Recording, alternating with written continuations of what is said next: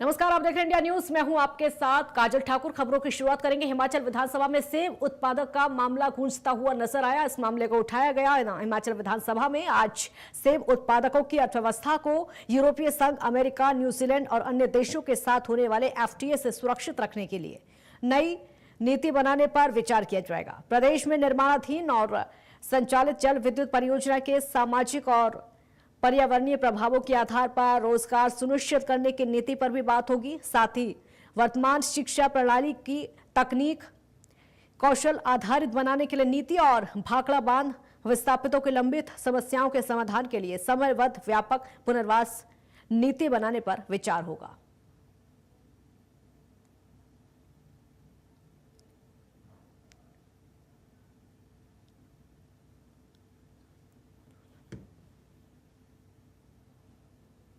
तो विधानसभा में इस मुद्दे को उठाया गया। 3 लाख परिवारों की रोजी पर संकट पूरी तरीके से बताया गया है और साफ कहा गया है कि सेब उत्पादकों की अर्थव्यवस्था को यूरेनियम संघ उत्पादकों, न्यूजीलैंड और अन्य देशों के साथ होने वाले एफटीए से सुरक्षित रखने की नीति बनाने पर विचार किया जाएगा। प्रदेश में निर्माणाधीन और संचालित जल विद्युत परियोजना के सामाजिक और पर्यावरणीय प्रभावों के आधार पर रोजगार सुनिश्चित करने की नीति पर भी बात होगी। साथ ही वर्तमान शिक्षा प्रणाली की तकनीक कौशल आधारित बनाने के लिए नीति और भाखड़ा बांध विस्थापितों की लंबित समस्याओं के समाधान के लिए व्यापक पुनर्वास नीति बनाने पर विचार होगा।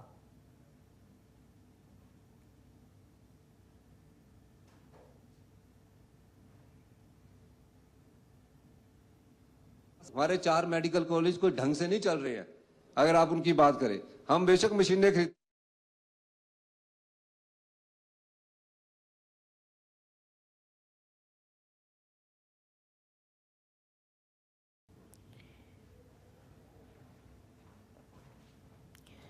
विधानसभा में एप्पल इंपोर्ट ड्यूटी का मामला गूंजेगा। 3 लाख परिवारों की रोजी पर क्योंकि संकट है। जल विद्युत परियोजनाओं पर भी चर्चा हो सकती है।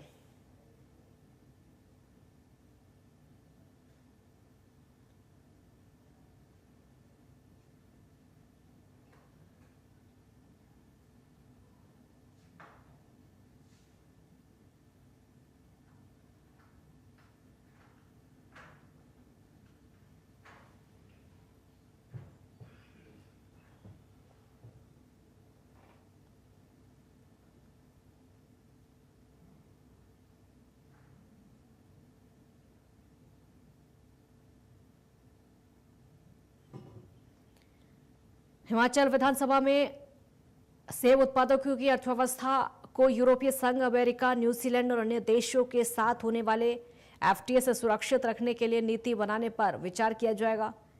प्रदेश में निर्माणाधीन और संचालित जल विद्युत परियोजनाओं के सामाजिक और पर्यावरणीय प्रभावों के आधार पर रोजगार सुनिश्चित करने की नीति पर भी बात होगी। साथ ही वर्तमान शिक्षा प्रणाली को तकनीक कौशल आधारित बनाने के लिए नीति और भाखड़ा बांध विस्थापितों की लंबी समस्याओं पर भी बात होगी।